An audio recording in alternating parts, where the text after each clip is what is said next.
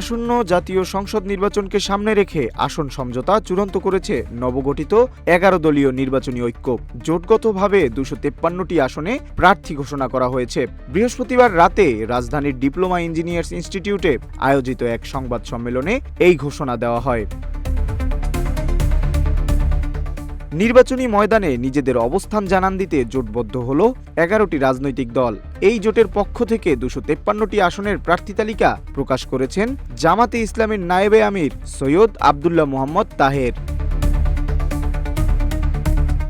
জোটের অংশ হিসেবে বাংলাদেশ জামাতে ইসলামী ১৭৯টি আসন, জাতীয় নাগরিক পার্টি এনসিপি ৩০টি আসন, বাংলাদেশ খেলাফত মজলিস ২০টি আসন, লিবারেল ডেমোক্রেটিক পার্টি এলডিপি ৭টি আসন, আমার বাংলাদেশ পার্টি এবি পার্টি ৩টি আসন, বাংলাদেশ নেজামে ইসলাম পার্টি ২টি আসন, বাংলাদেশ ডেভেলপমেন্ট পার্টি বিডিপি ২টি আসন এবং খেলাফত মজলিস ১০টি আসন পেয়েছেন।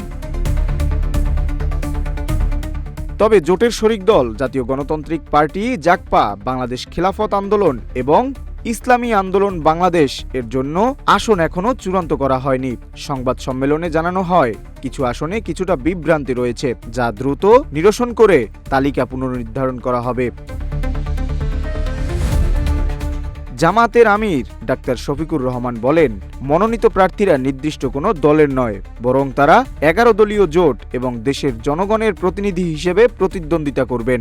সংবাদ সম্মেলনে উপস্থিত ছিলেন জামাতের সহকারী সেক্রেটারি জেনারেল হামিদুর রহমান আজাদ, এহসানুল মাহবুব জুবায়ের, এলডিপি সভাপতি কর্নেল অবসরপ্রাপ্ত অলি আহমেদ, এনসিপির আহ্বায়ক নাহিদ ইসলাম, বাংলাদেশ খেলাফত মজলিসের আমির মাওলানা মামুনুল হক, এবি পার্টির মজিবুর রহমান মঞ্জু এবং সাবেক স্থানীয় সরকার উপদেষ্টা আসিফ মাহমুদ, সজীব ভুইয়া সহ জোটের শীর্ষ নেতারা।